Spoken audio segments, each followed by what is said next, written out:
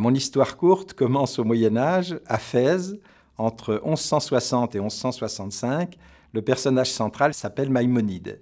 Maïmonide est l'élève d'Averroès, est connu pour avoir allié donc la tradition juive, arabe et hellène dans quelque chose de très très efficace, à la fois sur le plan philosophique, sur le plan mathématique et sur le plan médical. Donc sur le plan philosophique, il a écrit un livre qui s'appelle Le Livre des Égarés, qui, pour les personnes un peu perdues, sert un peu de boussole et de phare. Il a en mathématiques proposé une alternative à la théorie des sphères de Ptolémée. Et en médecine, il a proposé de nombreux traitements aux maladies de l'époque, en particulier fondés sur les plantes. C'était un très fin connaisseur de la phytothérapie. Bon. Alors, ce personnage, comment il a pu laisser une influence jusqu'à aujourd'hui? Donc, il est mort en 1204, il est mort au Caire. Et si on regarde ce qui s'est passé à partir du début du XIIIe, il y a eu une pléiade d'universités occidentales qui sont nées sur le modèle des universités arabes, de Fès et du Caire en particulier. Et ces universités, c'est Bologne, c'est Paris, c'est Oxford, Cambridge, Montpellier. La 19e après Florence et Grenoble. Dans cette tradition, il y avait, comme toujours, de la philosophie, de la médecine et des mathématiques. Et je me suis amusé à regarder ma généalogie. Bon, cette généalogie se fait par maître-élève, directeur de thèse et thésard. Alors derrière mes maîtres Maisonneuve, donc Meyer, on trouve Huygens, on trouve Schall, on trouve Euler, on trouve des médecins mathématiciens comme les Bernoulli, en particulier Daniel, qui a fait la première théorie des épidémies. On trouve Fallope, les trompes de Fallope, c'était un fin géomètre anatomiste. On trouve Vézal, un grand géomètre anatomiste. Et donc cette tradition existe. Alors, pourquoi moi j'essaie, avec un certain nombre de collègues, de la réincarner sur Grenoble?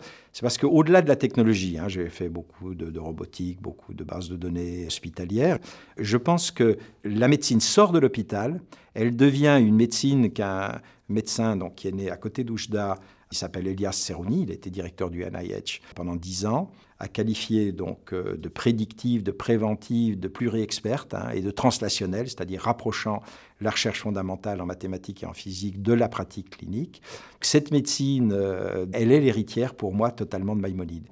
Et finalement, quand on sort la médecine de l'hôpital, quand on la met à domicile, on a besoin de connaître toute la sociologie qui entoure le patient, puisqu'il vit dans un réseau social dans lequel il y a l'agapé, le réseau de ses amis, il y a le réseau professionnel, il y a le réseau éducatif qui l'entoure.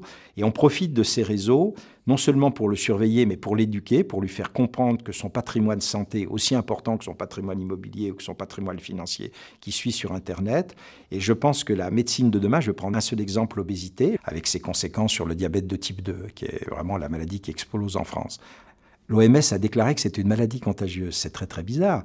L'obésité, maladie contagieuse. Mais par mimétisme social, les gens ont un comportement alimentaire et un comportement d'activité physique, en général non adapté, qui fait que, ils vont se lancer dans le surpoids, dans l'obésité et dans le diabète. Donc ces maladies-là, pour les guérir, il faut qu'on comprenne, par exemple, mais vraiment de manière très fine, la modélisation mathématique des réseaux sociaux et les règles de transmission. Et là, les maths sont encore en grande partie à faire. Et c'est plutôt la modélisation qui, alliée avec une connaissance fine de la sociologie, et on n'est pas loin de la philosophie ici, et évidemment de la médecine, vont résoudre le problème. Qu'est-ce que faisaient Averroès et Maïmonide? C'était ça, un brin de philo, un brin de médecine, un brin de mathématiques, et l'aventure était partie, et on avait des résultats formidables.